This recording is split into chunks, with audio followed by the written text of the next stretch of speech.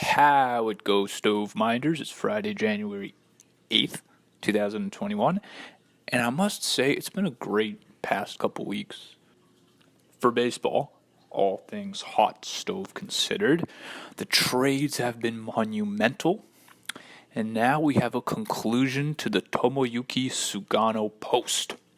So, for those of you not familiar with right-handed pitcher Tomoyuki Sugano-san, he has been arguably the best pitcher in Japan over the past 4 years.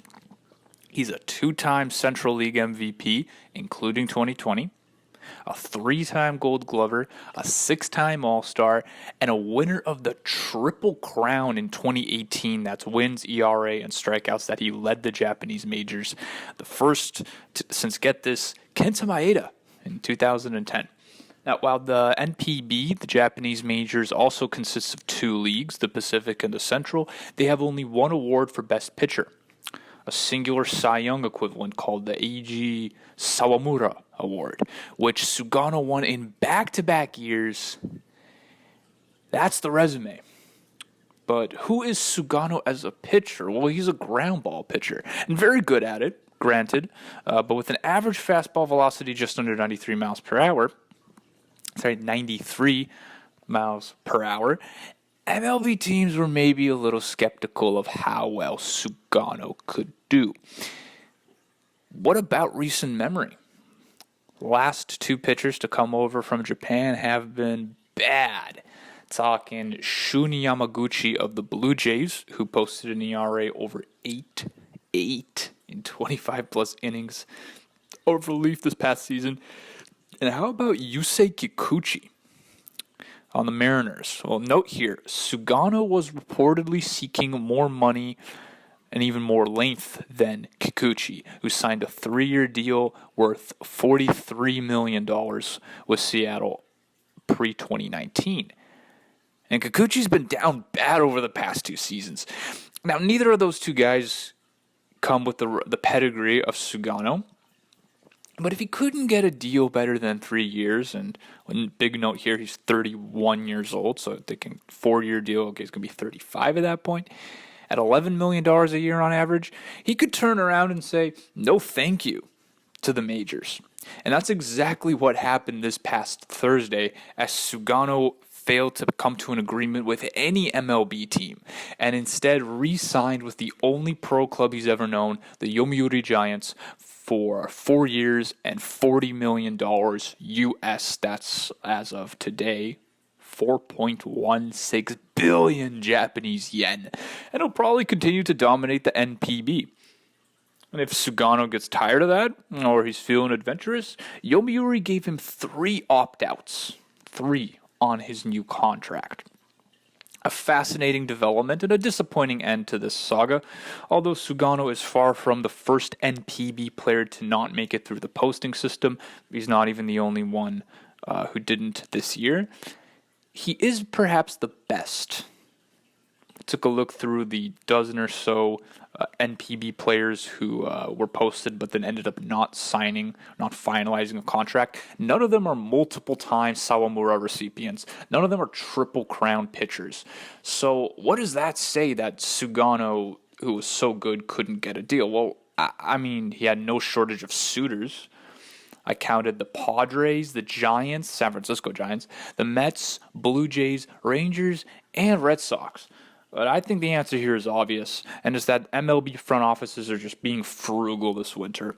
It's a tough market, and they're being careful to that degree as well. There's a good bit of uncertainty to a potential Sugano deal, no matter how good he's been in Japan. I mean, look at Daisuke Matsuzaka.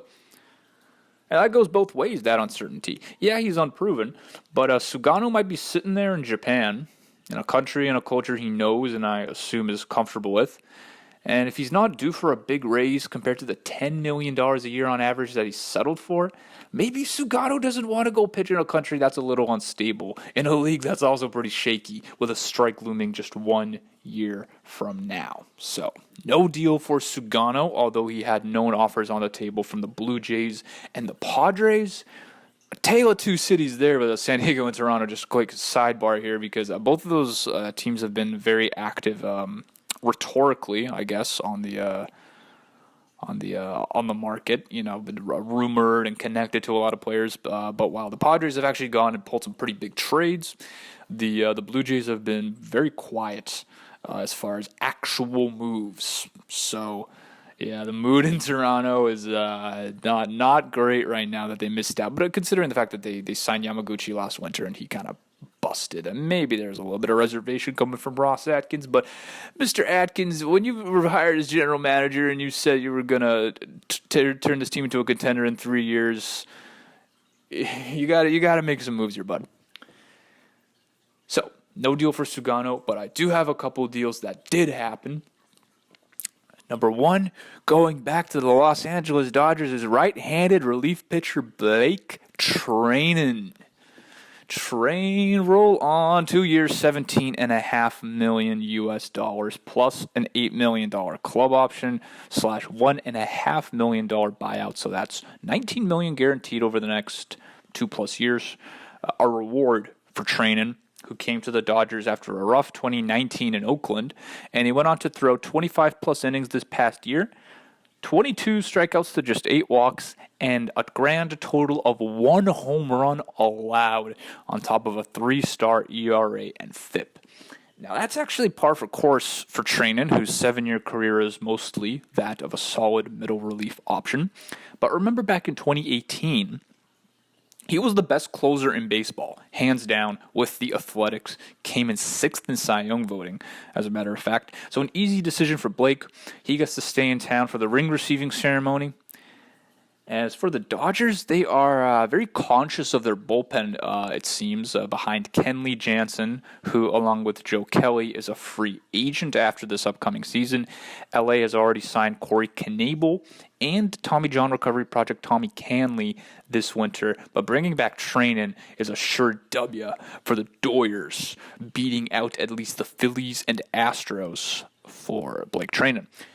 And let's go over to Detroit with a new addition there. Now, if you thought the Jose Urena signing was exciting, get a little of this. Outfielder Robbie Grossman, 2 years, $10 million on the table. Grossman, the big man in German, is not a bad bat to have a team in the dumps like Detroit. Really, I mean, he's a career .252 hitter across 8 seasons without very much power. But that .350 career on base, yeah, I mean, this dude walks. He'll get you 53 passes off the bench. Not a good fielder, having mostly played in left. But considering the state of the Tigers' corner outfield, I mean, you got Kristen Stewart, and I'm not talking about the actress, Daz Cameron, and Jacoby Jones. All these guys are statistically worse hitters than Grossman.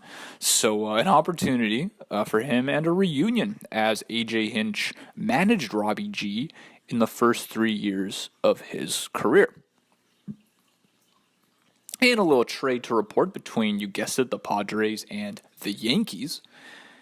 So the New York Yankees will acquire outfielder Greg Allen, and San Diego's getting left-handed pitcher James Reeves. Allen, I may have heard that name recently, not just because it's 2 first names, but because he was acquired by the Padres this past summer in the Mike Clevinger trade. He's a career .239 hitter, but a plus defender in the outfield corners, and Allen is under team control through 2024. So a depth move for the Yankees, but important to note considering their rumored interest in top outfield free agents, Michael Brantley and Yasiel Puig. But take this trade and the fact that GM Brian Cashman said they're operating on a budget, yeah, I don't think the Yankees are serious contenders for Brantley or Puig. And as for the Padres, they get a lefty reliever in James Reeves, who's a 27-year-old career minor leaguer, but he has posted very good numbers through Double-A with a very small and sour Triple-A sample. It's a little something for San Diego as A.J. Preller continues to run amok. A nice little depth move for the Yankees, addressing a little need of theirs. Let's get down to the rumor mill when the big wheel keeps turning, especially regarding the Cubs. Kris Bryant. Oh, man, let's trade this fucking guy. Bryant to the Mets? Oh, could be. That is the big rumor, but I am doubtful. I have a lot of doubts about any Kris Bryant trade. He's just too risky for an $18 million rental. He just has simply not performed with nearly enough consistency or even that high of a ceiling over the past year and a half. He's been hurt here and there and everywhere. And like Theo before him, Jed Hoyer has kept the asking price high. In this case, it's Mets' number 2 prospect, catcher Francisco Alvarez. But if you remember, I don't know why you would, in November, Mets president Sandy Alderson said he's not looking to trade top prospects this winter. So, I don't think that's going to happen. Matter of fact, the Mets are looking for depth around the field, having traded 2 regular infielders for Francisco Lindor, and with some questions around J.D. Davis. Is he good enough for third base? And where exactly Jeff McNeil is going to play next season? And to that effect, they signed Brandon Drury to a minor league deal. Yeah, Drury coming back.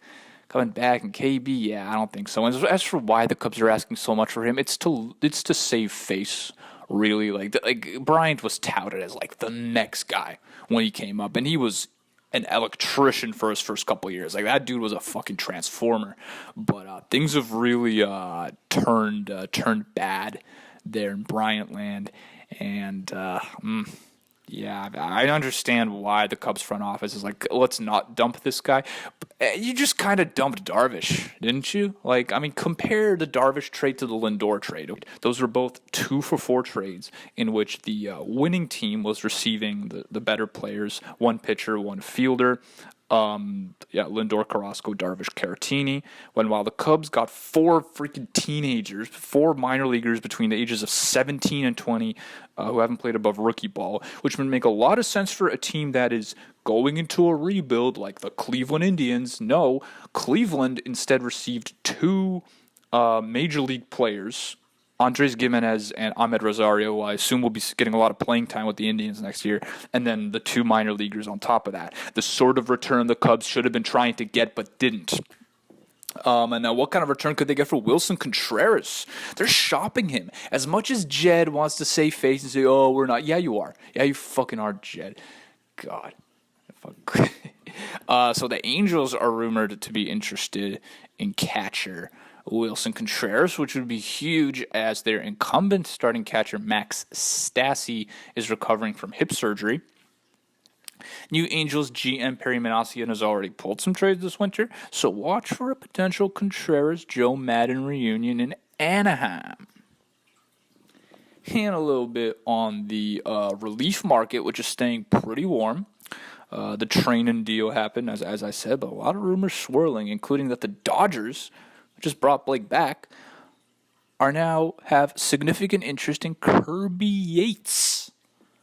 Wouldn't that be a statement to the Padres in their NL West arms race? And in the AL West, Liam Hendriks could choose to play in Houston.